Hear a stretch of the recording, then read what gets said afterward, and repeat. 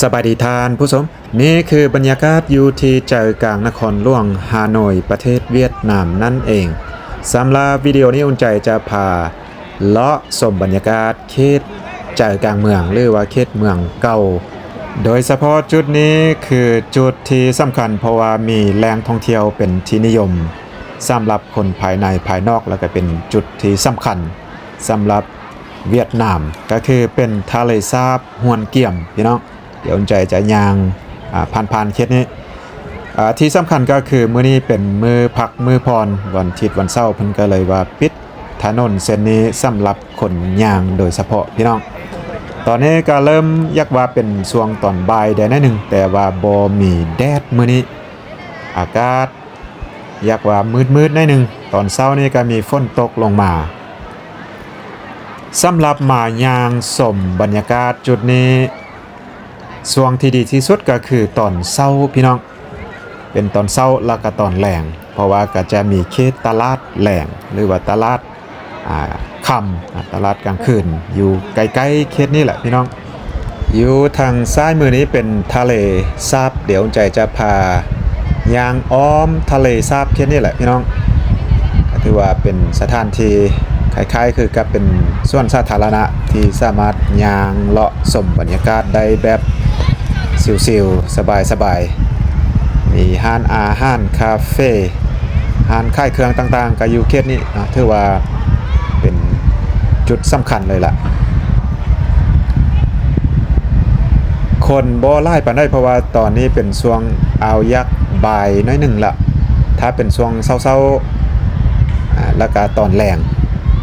อาจจะไล่เลยล่ะคนพี่น้องนี่เลยที่ว่าเป็นทะเลสาบฮวนเกี่ยม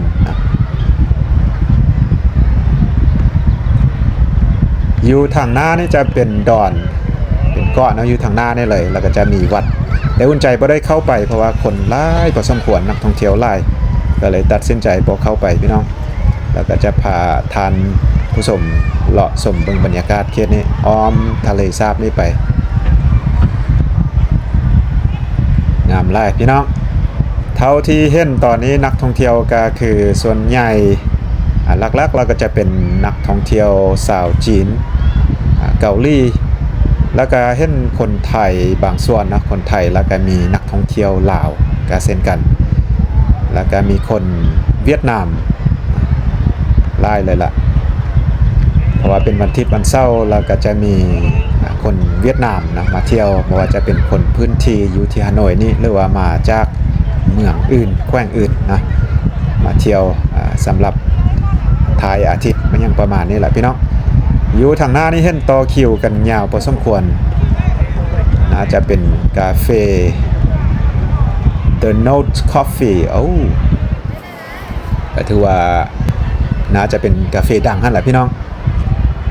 เดี๋ยวใจยักลอง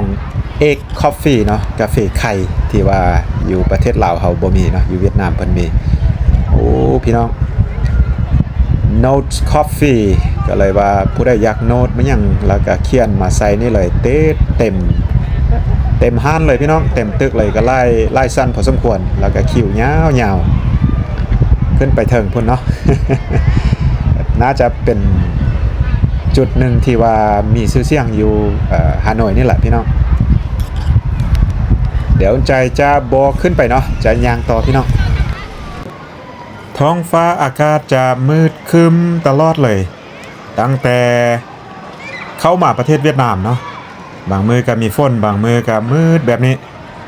แต่ก็ดีนึงพี่น้องบ่มีแดดก็บ่ร้อนเพราะว่าตอนนี้อากาศดีอยู่ที่ประมาณ25-26องศาเซลเซียสเนาะตอนบ่มีแดดพี่น้องถ้าว่าแดดออกมานี่ก็อาจจะร้อนแดดได้นึงอันนี้ก็ถือว่าเหมาะแก่การย่างเลยล่ะพี่น้องเอ้ยอากาศปลอดโปร่งดีคนก็บ่หลายบ่หนาแน่นเทียบใส่ตอนอุ่นใจมารอบก่อนนะสุดก่อนก็หลายปีผ่านมาแล้วพี่น้องโธ่มาเป็นช่วงฤดูร้อนได้นึงอากาศก็จะร้อนอบเอามารอบนี้ถือว่าอากาศดีบ่ร้อนบ่หนาวพอดีอยู่หลังจากฝนตกถือว่าอากาศสดชื่น บ่มีแดดนะสบายไปเลาะไปเที่ยวไส้ก็รู้สึกว่าสบายพี่น้องปลอดโปร่งดีเนาะถึงว่าเป็นตัวเมืองที่ว่าใหญ่ประชากรหน้าแน่นแต่ก็รู้สึกว่าโล่งก็ถือว่ามีลมอ่อนๆพัดตลอดเวลาพี่น้องคักสุดเลย บรรยากาศดีคนบ่หลายเด้อก็คืออุ่นใจเว้าไปถ้าเป็นช่วงตอนเช้าหรือว่าตอนแลงช่วงเพิ่นเปิดตลาดกลางคืนคนจะแน่นจะหลายอุ่นใจจะย่างเลียบตามเส้นทางนี้ไปเรื่อยๆพี่น้องอาจจะบ่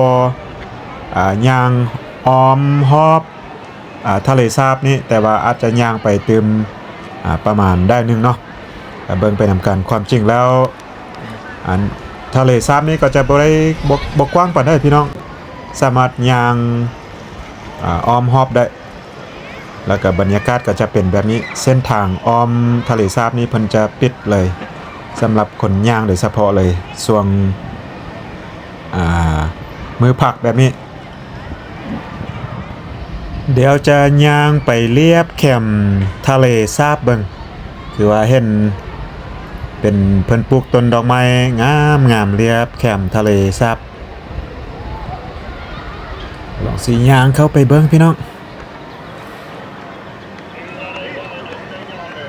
มานั่งซิวๆอยู่แคมป์ทะเลสาบนี่ก็ถือว่าคักพี่น้องเป็นจุดเพิ่นก็จะมีบอนให้นั่งชมทะเลสาบงามๆเบิ่งดอกไม้พี่น้องดอกไม้งามเลยล่ะก็ถือว่าจัดสรรได้ดีหลายแล้วก็มีความสะอาดงามตาพี่น้องเขตในเมืองเขตแหล่งท่องเที่ยวนี่ถือว่าการจัดสรรความสะอาดนี่ถือว่าเฮ็ดได้ดีหลายเท่าที่อุ่นใจเลาะไปตั้งแต่ซาปาฮาลองเบย์แล้วก็มาฮานอยเนาะ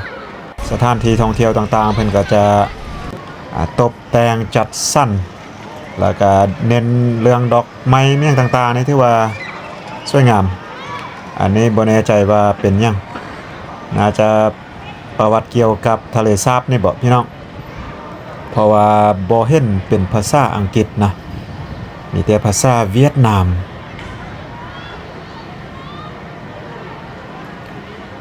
มาแลนออกกำลังกายตอนเช้าอ้อมทะเลสาบนี่น่าจะคักสุดเลยพี่น้องเอ้ยโดยเฉพาะช่วงอากาศบ่ร้อนปานใดในตอนเช้าตอนนี้อุ่นใจก็ออกมาเกือบว่าสุดเส้นทางอีกเส้นหนึ่งเนาะเรียบแคมป์ทะเลสาบนี่มาแล้วก็จะเห็นว่าอยู่ทางน้าเมื่อกี้นี่เป็นจุดที่ว่ารถแล่นผ่านได้ก็จะมีแต่เส้นอ้อมทะเลสาบนี่เพิ่นปิดนะก็ถือว่าย่างไปต่อพี่น้องเติมได้นึงย่างไปต่อเติมได้นึงน่าจะเป็นสุดอยู่แจอยู่อีกเส้นหนึ่งอยู่ทางหน้าพุ่นนะเพราะว่าเห็นเขตนี้คือว่างามไว้พี่น้องสังเกตเบิ่งห้านอาหารกินดื่มต่างๆอยู่ทางขวามือบรรยากาศดีเลยล่ะเรียบแคมป์ทะเลสาบนี่ก็จะมีต้นไม้ใหญ่แบบนี้แล้วก็อีกฝากของถนนมีต้นไม้ใหญ่แล้วก็เป็นบ้านเป็นเฮือนเป็นตึกต่างๆนี่ก็มีไร่ตึกก็จะออกเป็นสไตล์เฮือนของฝรั่งสมัยฝรั่งเศสปกครองพี่น้องก็ส้มว่าเป็นเมืองเก่าเขตนี้โอ้มีห้านอยู่ทางขวามือนี่คนไล่เลยเนาะมานั่งดื่มกาแฟพี่น้องดื่มกาแฟคนไล่เลยน่าจะเป็นห้านนิยมเนาะห้านคนนิยมห้านดังย่างไปเติมหน่อยนึงพี่น้องเบิ่งไปนำกันเติมหน่อยนึงจากหน่อยก็สิจบคลิปอยู่ทางหน้าเนาะไปปิดคลิปอยู่ทางหน้าพุ่นแต่ถือว่าบรรยากาศก็ดีไปแบบนี้แหละพี่น้องคนบ่หน้าบ่แน่นปานได้ จะเป็นโล่งๆได้หนึ่งรู้สึกว่ามารอบนี้ไปสถานที่ท่องเที่ยวแต่ละบอนนักท่องเที่ยวบ่หลายปานใดพี่น้องเรียกว่าเป็นช่วงเข้าโลซีซั่นแต่คล้ายๆคือกับอยู่ประเทศลาวเฮาเนาะคืออยู่ลาวเฮาตอนนี้ก็เริ่มลดลงละนักท่องเที่ยวเนาะก็จะเหลือแต่นักท่องเที่ยวจีนยังมาเรื่อยๆอยู่ประเทศลาวเฮาเพราะว่ามาง่ายเนาะมานำรถไฟอยู่เวียดนามนี่ก็เช่นกันเทียบใส่สุดที่แล้วอุ่นใจมาเป็นช่วงที่ว่านักท่องเที่ยวหลาย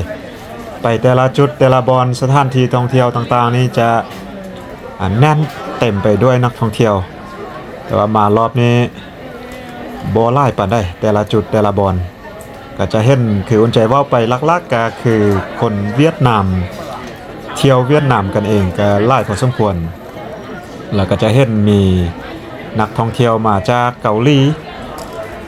จีนแล้วก็เห็นไทยบางส่วนเนาะไทยบ่หลายปานใดอยู่นี่แต่ว่าเห็นนักท่องเที่ยวไทยอยู่ที่ซาปาหลายกว่าพี่น้อง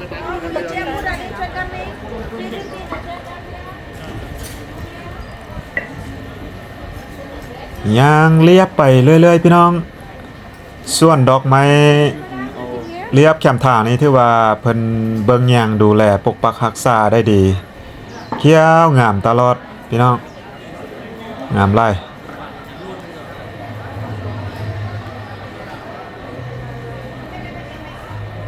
แต่ถือว่าจัดสั้นเป็นระบบระเบียบ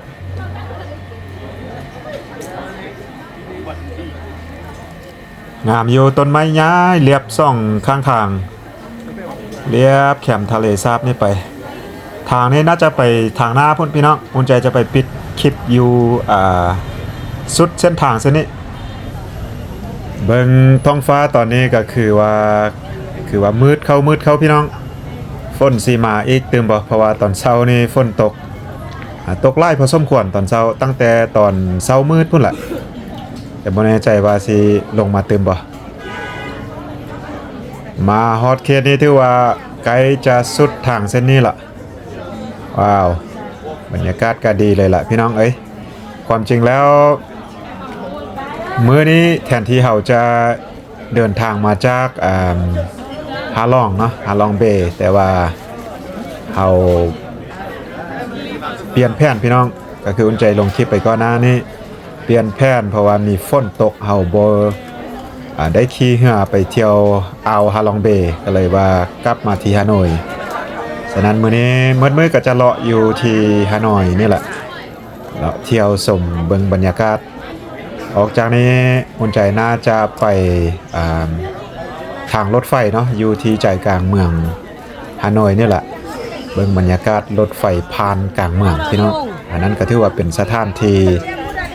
หลักๆแห่งหนึ่งเนาะที่ว่านักท่องเที่ยวนิยมไปนั่งกินกาแฟเบิ่งรถไฟก็ถือว่าเป็นไฮไลท์อีกอย่างหนึ่งอยู่ในนครหลวงฮานอย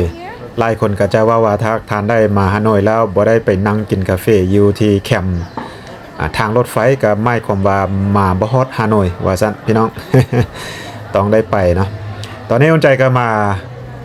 สุดทางเส้นนี้แล้วก็มีไปต่อทางหน้าเพิ่นพี่น้องก็สิประมาณนี้พี่น้องเอ้ยก็มื้อนี้ถือว่าโชคดีที่เฮามาถึกมือพักมือพรเนาะวันอาทิตย์วันเสาร์ที่ว่าถนนหนทางอ้อมโดยเฉพาะอ้อมทะเลสาบห้วยเกี่ยมนี่เพิ่นปิดสำหรับคนย่างโดยเฉพาะก็ได้บรรยากาศที่ว่าสวยงามไปอีกแบบโอเคเนาะสำหรับคลิปนี้ก็สิได้ขอจบไปเพียงส่ำนี้พี่น้องจังได้ก็คือเก้าพี่น้องขอบใจทุกท่านทุกFC ที่เข้ามาติดตามและรับชมก็หวังว่าคงจะเจอกันคลิปต่อไปสำหรับคลิปนี้ขอลาท่านผู้ชมไปส่ำนี้สบายดี